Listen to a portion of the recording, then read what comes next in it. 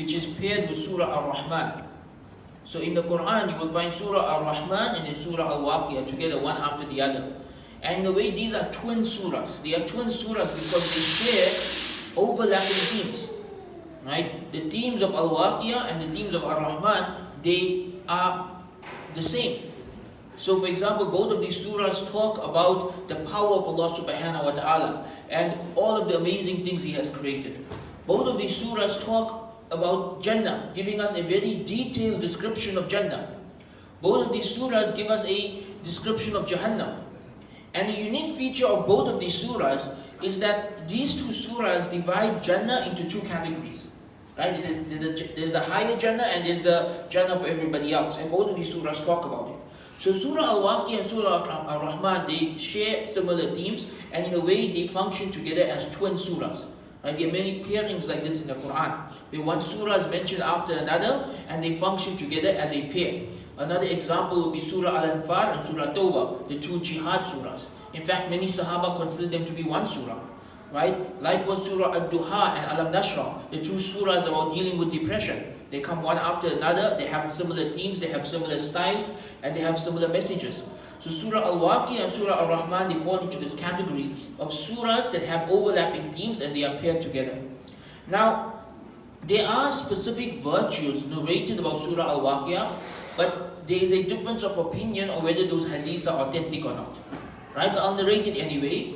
You can decide based on, asking different ulama whether you want to follow the hadith or not. But basically, it is narrated that the Prophet ﷺ might have said that whoever recites Surah Al-Waqi'ah regularly will never be touched with poverty. Meaning that this surah causes barakah in one's wealth, protects us from poverty.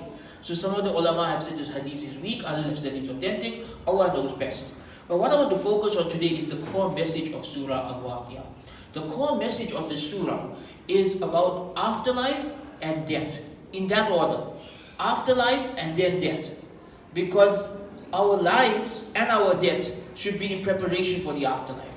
The afterlife is the main thing. That's the most important thing. And Surah Al-Waqi'ah, it goes in this order. It starts with the Day of Judgment, and then paradise, and then hell, and then reminders about the power of Allah, and it ends with the topic of death. And so it is preparing us to live our lives in such a way that we are constantly focused on the Day of Judgment. In fact, the name Al-Waqi'ah is one of the names of the Day of Judgment. Right? It is one of the names of the last day. In the Quran, Allah has given us many different names for the last day. In this surah, we have three primary descriptions of the last day. إِذَا وَقَعَتِ الْوَاقِعَةِ, the day when the event will occur. Al-Waqi'ah means the inevitable event. The event that will definitely occur. لَيْسَ لِوَقْعَتِهَا كَاذِبًا, there is no denial of its occurrence. It will definitely occur. This is the meaning of Al-Waqi'ah. It is a day that is with certainty going to happen. The Day of Judgment. Allah gives us two other descriptions of the Day of Judgment in the surah. خَافِدَةٌ رَافِعَةٌ. Khafida, the day when people who had high status in this world will be humiliated. And Rafi'ah, the day when people who had the lowest of status in this world will be raised up in their ranks. And what this tells us is that there are many people who in this world, they enjoy prestige. They may be famous, they may be wealthy, they may be powerful, but they misuse this. They do not use it in a way that is pleasing to Allah. They are arrogant. They do not take care of the rights of others. On the Day of Judgment, those people will be humiliated. And then there may be people that nobody knows. The hidden awliya, the righteous who nobody knew they existed. The most pious of people who were basically not known to society. And on the Day of Judgment, their status is elevated. And everyone gets to see them for who they really are, the true shining stars of that day. And so we have these three descriptions of the Day of Judgment. Al-Waqi'ah, Al-Khafida, Al-Rafi'ah. Right? It is an inevitable occurrence. It is a day when the highest of people are brought down and humiliated. It is the day when the average person or the lowest of people in this world, in worldly sense, are given a high status because of their piety. And then the main message of the surah is that when it comes to receiving your report, your book of deeds on the Day of Judgment, there are three types of people. When it comes to receiving your book of deeds or report on the day of judgment, there are 3 types of people. Now many of us would think there's 2 types of people, right? Those of the right hand and those of the left hand. Those who pass and those who fail. But this surah actually divides the people on that day into 3 groups. Those who pass, those who fail, and those who pass with A grades. Those who pass with flying colors. So Allah separates between the average person who passes the test of life and gets into Jannah, and He separates them from the awliya, from the muqarrabun, from those who are close to Allah and who earn the higher ranks of Jannah. And so Allah gives us 3 categories of people. وَأَصْحَابُ الْمَيْمَنَةِ مَا أَصْحَابُ الْمَيْمَنَةِ, the people of the right hand. وَأَصْحَابُ الْمَشْأَمَةِ مَا أَصْحَابُ الْمَشْأَمَةِ, the people of the left hand. Meaning, if you get your book of deeds in your right hand, you pass. You get it in your left hand, you fail. But hold on, there's a higher category we should aspire to be amongst. And what is that? السَّابِقُونَ السَّابِقُونَ أُولَٰئِكَ الْمُقَرَّبُونَ, those who are first, those who are forerunners, those who are racing to do good deeds. أُولَٰئِكَ هُمُ الْمُقَرَّبُونَ, those are أُولَٰئِكَ الْمُقَرَّبُونَ, those are the ones who will be closest to Allah. Those are the ones who will be closest to Allah subhanahu wa ta'ala on that day. So Allah is telling us, even from those who pass, there are different levels and grading of passing the test of life. Some people will just get by. Their good deeds will be just outweigh their bad deeds and be enough for them to get into Jannah. But others will excel and they will reach the higher levels of Jannah. And so even the description of Jannah in the surah is divided into 2 categories. There is a description of the Jannah of the Muqarrabun, the Jannah of the awliya, the Jannah of the righteous. And then there is a description of the Jannah of the average Muslim. And both descriptions are beautiful, but Allah is giving us 2 messages here. One is to aspire to be amongst the Muqarrabun, to aim to be from those who are close to Allah, to work our hardest to be righteous, right? And the other is, even if you can't get there, you can at least pass. You can still get this, right? There's still a second prize. So if you're unable to be righteous, but you're still trying, don't worry, there are other levels of Jannah that you can get to. And now there's a beautiful description in the surah which in a way functions like a prophecy. Right? Allah knows best. One of the interpretations of this description is that it's a prophecy of how the ummah will grow. So Allah subhanahu wa ta'ala tells us in the surah about the righteous.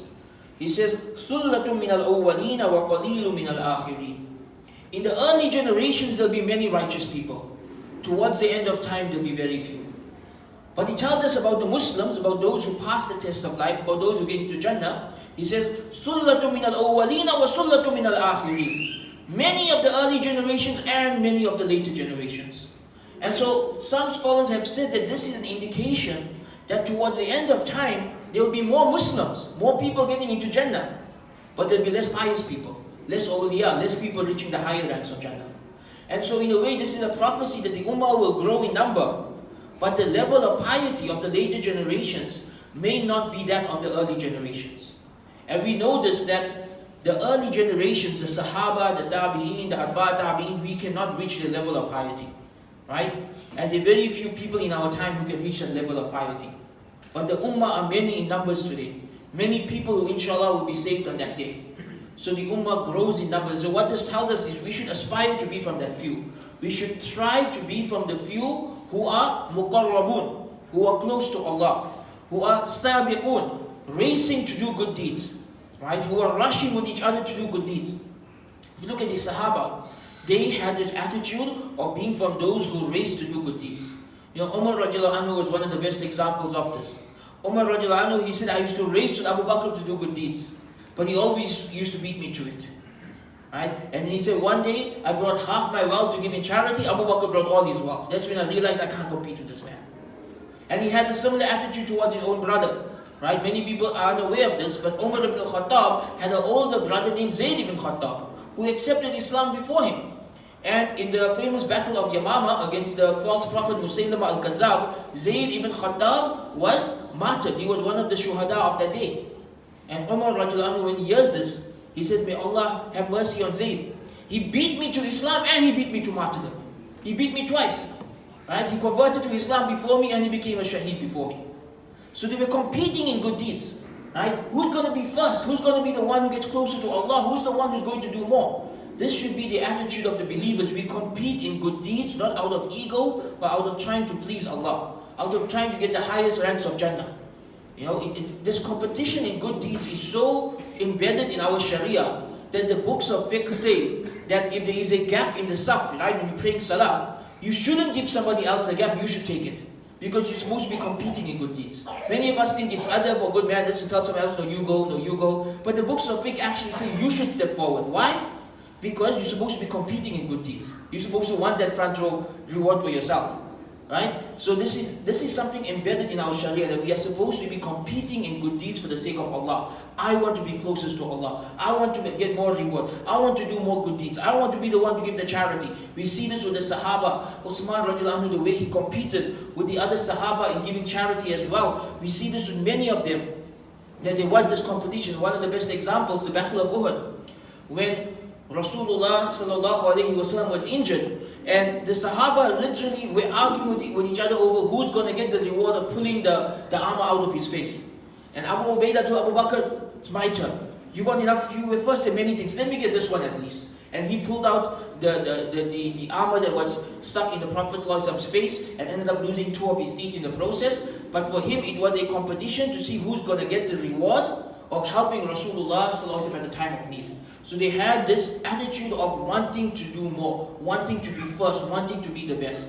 And this is the primary attitude that this surah should revive in our hearts. That we should be competing in good deeds. We should be trying to be the best. We should be aiming to be from the muqarrabun, from those who are closest to Allah subhanahu wa ta'ala. And if we can't get there, inshallah we'll at least make it to those whose book of deeds are in their right hands. The surah then gives us a beautiful description of Jannah, talking about 2 types of Jannah: the Jannah of the people of the right hand, and before that the Jannah of the muqarrabun. And then Allah describes Jahannam. He describes the hellfire, and He gives us a warning, and He tells us some of the qualities of those who will end up in the hellfire. And He talks about how they rejected the day of judgment, and how they were arrogant, and how they allowed the luxuries of this world to distract them. And then Allah subhanahu wa ta'ala, in the next part of the surah, He changes the topic of it.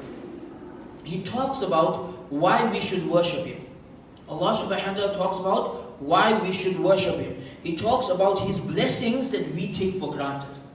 That do we not think about how every aspect of our life is from Allah? And Allah mentions 4 blessings that we take for granted: our origin, our food, our water, and He uses the word fire, fire meaning light, right? In those days, people would use fire as light. Nowadays we have electricity, but it's all from Allah. Allah is the one who gave humans the ability to invent these things.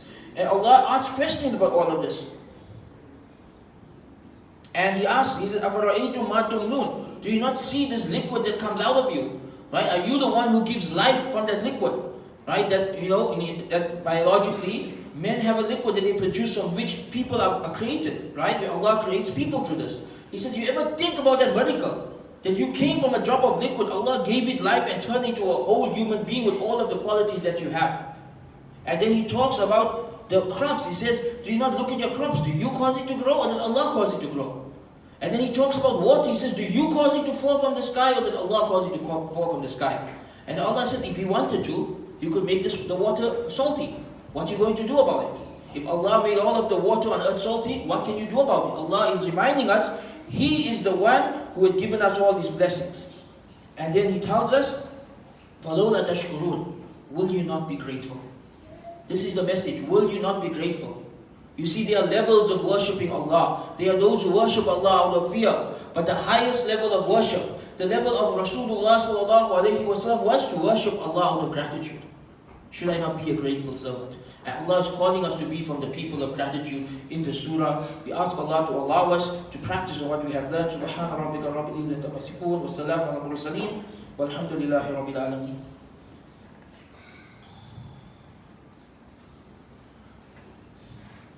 Alhamdulillahi wahda wa salatu wa salamu ala man la nabiyya ba'da amma ba'd. فقد قال الله تعالى في القرآن المجيد بعد أعوذ بالله من الشيطان الرجيم فلولا إذا بلغت الحلقوم وأنتم حينئذ تنظرون ونحن أقرب إليه منكم ولكن لا تبصرون. After giving us a description of His power and His blessings that we take for granted, life, food, water, light, Allah then tells us about the Quran and its purpose, that the Quran is a revelation that is meant to be followed. And then the surah ends by telling us about death itself. And it links the topic of death with the topic from the beginning of the surah. So the surah begins with the day of judgment. You have the muqarrabun, you have the people of the right hand, you have the people of the left hand. The surah ends with the time of death. And the people who are muqarrabun, the people of the right hand, the people of the left hand, at the time of death. Right? So Allah tells us in a very powerful description. And He says, فَلَوْلَا إِذَا بَلَغَتِ الْحُلْقُومِ وَأَنْتُمْ حِينَئِذٍ تَنْظُرُونَ وَنَحْنُ أَقْرَبُ إِلَيْهِ مِنْكُمْ وَلَكِنْ لَا تُبْصِرُونَ. He says, when the soul reaches the throats, when you see someone is dying, you can see the soul leaving the body. وَأَنْتُمْ حِينَئِذٍ تَنْظُرُونَ. And you are watching, you are there, you are present. You can see the soul is about to leave the body.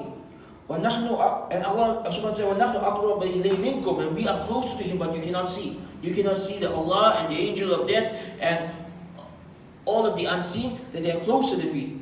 Right? وَلَوْلَا إِن كُنْتُمْ غَيْرَ مَدِينِينَ تَرْجِعُونَهَا إِن كُنْتُمْ صَادِقِينَ. Allah gives a challenge to disbelievers. If you think you're not going to be held to account on the day of judgment, bring the soul back.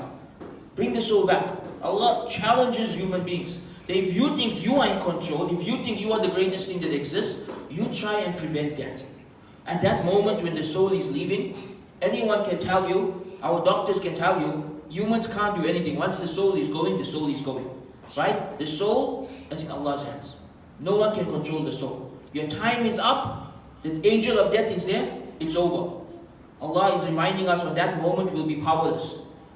All that matters on that moment is, which of the three categories do you fall into? And so Allah tells us, وَأَمَّا إِن كَانَ مِنَ الْمُقَرَّبِينَ فَرَوْحُ وَالرَّيْحَانُ وَجَنَّةُ النَّعِيمِ. If at that moment of death, if you are from the muqarrabin, from those who are close to Allah, from the awliya, from the righteous, then you're going to have happiness, you're going to have flowers, you're going to have gardens, you're going to have Jannah.